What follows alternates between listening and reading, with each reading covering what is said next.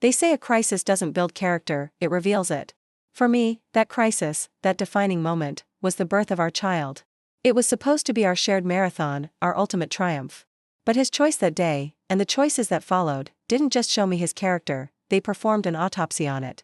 And the most damning evidence wasn't his absence during the most pivotal hours of my life, it was the elaborate fiction he built to cover it up. My labor was long, a grueling 18-hour test of endurance. My sister was my rock, a constant presence, holding one hand, while a kind nurse held the other. And my husband? He was getting updates between plays at a football game. While I was pushing, literally bringing a new life into this world, my phone buzzed. It was a picture of him, beaming in stadium seats, holding a beer aloft. The message read, "Wish I was there. Game is insane." Insane. That was one word for it. When our son was finally placed on my chest, this tiny, perfect human I had worked so hard to meet, the most profound moment of my life. I was surrounded by love, but not by him. The hole where he should have been was a physical ache, a cold spot in the warmth of the room. He had a ticket to a game. I had a front row seat to the rest of our lives, and he chose to be a spectator somewhere else. He showed up hours later, sheepish, clutching a peace offering, a giant, ridiculous team jersey for the baby. He looked tired, but not the kind of tired you get from witnessing a miracle. More like the tired you get from too many beers and a long drive home. As he was cooing over our son, his phone rang. It was his parents, and he put them on speaker. His demeanor instantly changed. His voice, suddenly thick with emotion, started trembling. "Mom, Dad, it was incredible," he began, and I froze in the hallway, listening. So hard to see her in pain, but I held her hand the whole time. When he came out, he choked up, a sob catching in his throat. "I just lost it. It's so overwhelming." I stood there, invisible, listening to him describe my labor. My pain. He was crying real tears for a performance he hadn't even attended.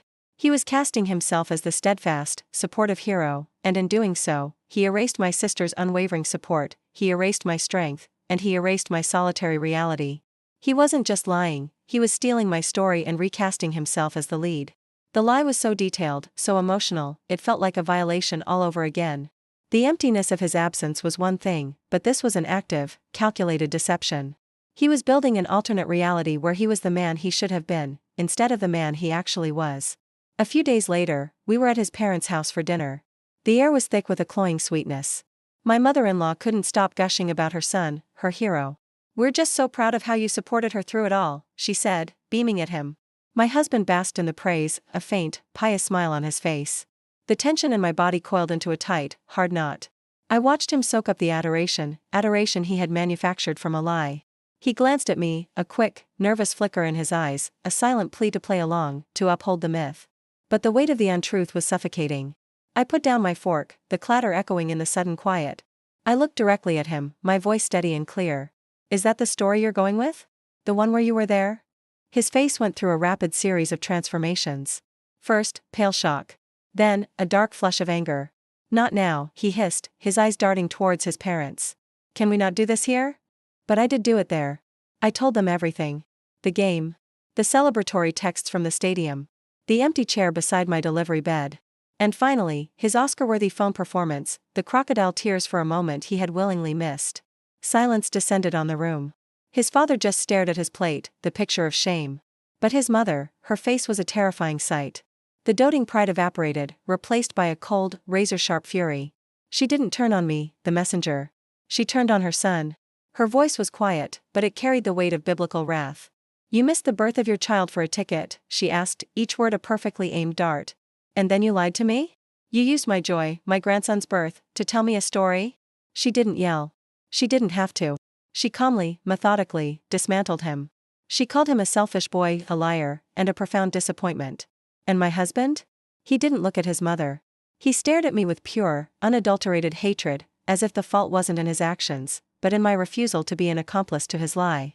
In his eyes, I was the one who had destroyed this perfect family moment, not him. This story forces a layered judgment. Is the greater sin the initial, breathtaking selfishness of missing a once-in-a-lifetime event for something as trivial as a game? Or is it the calculated, manipulative lie that followed? Does lying to save face when you've done something truly awful compound the offense, or is it a tragically understandable, if flawed, human impulse to avoid shame? And where does the responsibility lie? With the man who chose a stadium over the delivery room, or with the wife who rocked the boat by exposing him in front of his family?